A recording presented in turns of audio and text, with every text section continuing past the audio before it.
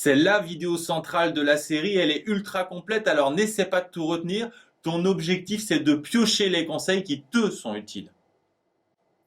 On va s'appuyer sur les 4 piliers de l'apprentissage de Stanislas Dehaene, spécialiste du cerveau et justement des questions d'apprentissage. Pilier 1, l'attention, être concentré tout par-delà. Et on sait tous que quand on n'est pas attentif, c'est à ses risques et périls.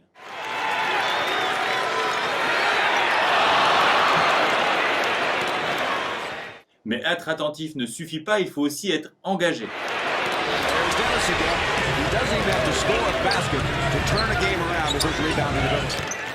Pilier 2, l'engagement actif.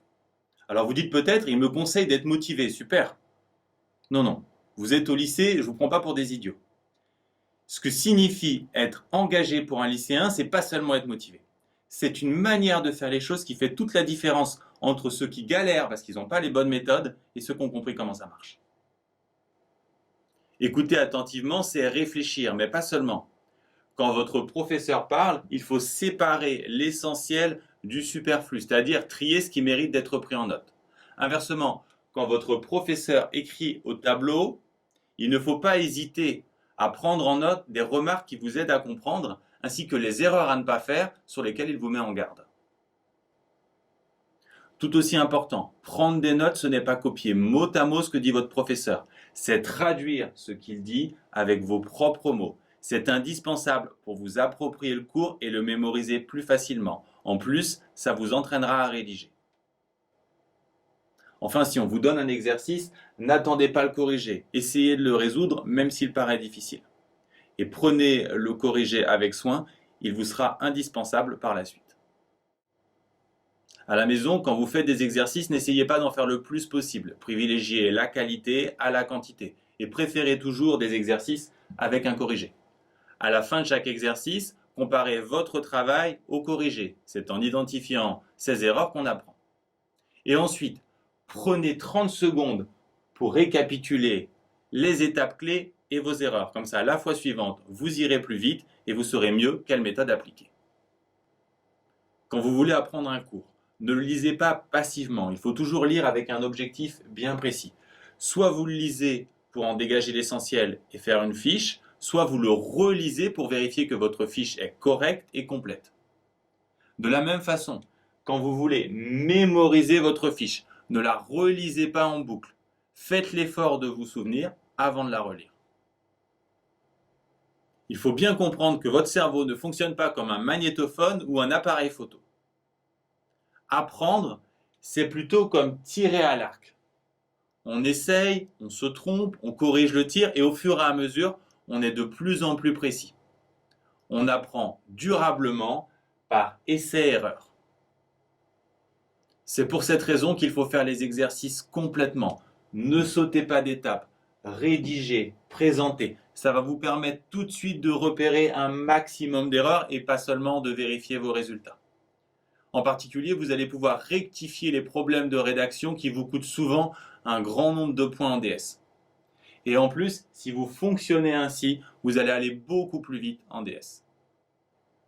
Pour mémoriser votre cours, ne perdez plus votre temps à lire et relire vos fiches. Testez-vous en repérant vos erreurs. Pilier 4, la consolidation. Elle permet de vaincre le temps. Mais ses mécanismes et effets sont différents en fonction de ce que l'on apprend. Si vous apprenez des faits, des infos, des connaissances, alors la victoire sur le temps se fait dans la durée. Mais vous ne gagnez pas en vitesse. Si je vous interroge par exemple sur la date de la fin de la Première Guerre mondiale, vous n'allez pas aller plus vite en vous entraînant. Par contre, pour des procédures, des savoir-faire, des exercices à étapes si vous voulez, cette fois-ci la victoire sur le temps se fait sur 2 tableaux. Vous ancrez dans la durée, mais vous gagnez aussi en vitesse. Par exemple, si vous vous entraînez à faire des calculs de ce type, vous allez aller de plus en plus vite. Pour renforcer efficacement des savoir-faire, des procédures, espacez vos séances d'apprentissage. Comme ça, vous allez bénéficier des effets de la répétition et des pouvoirs du sommeil. Des chercheurs ont en effet montré que des rats qui visitaient la journée des labyrinthes rêvaient la nuit pendant leur sommeil qui les reparcouraient à l'endroit et à l'envers en accéléré. Il a été découvert plus tard que le cerveau fait la même chose pour automatiser de nouveaux savoir-faire un morceau de musique, des opérations mathématiques, un geste sportif. Une fois automatisés, ces fondamentaux deviennent des quasi-réflexes. Ils peuvent être exécutés sans effort, à très grande vitesse, ce qui permet de réaliser des actions de plus en plus complexes. Pour imaginer les avantages de bien utiliser son sommeil, vous pouvez vous dire qu'après chaque entraînement, quelle que soit sa durée, la nuit, votre sommeil vous offre 30 minutes de révision bonus. On comprend alors tout de suite pourquoi il est beaucoup plus efficace de faire 4 séances de 10 minutes plutôt qu'une séance de 40 minutes. Mais ce n'est pas tout. Pendant le sommeil, votre cerveau ne fait pas que répéter. Il réorganise aussi ce que vous avez appris, si bien que quand vous rencontrez à nouveau un problème, vous découvrez de nouvelles propriétés et savez mieux quelles règles appliquer.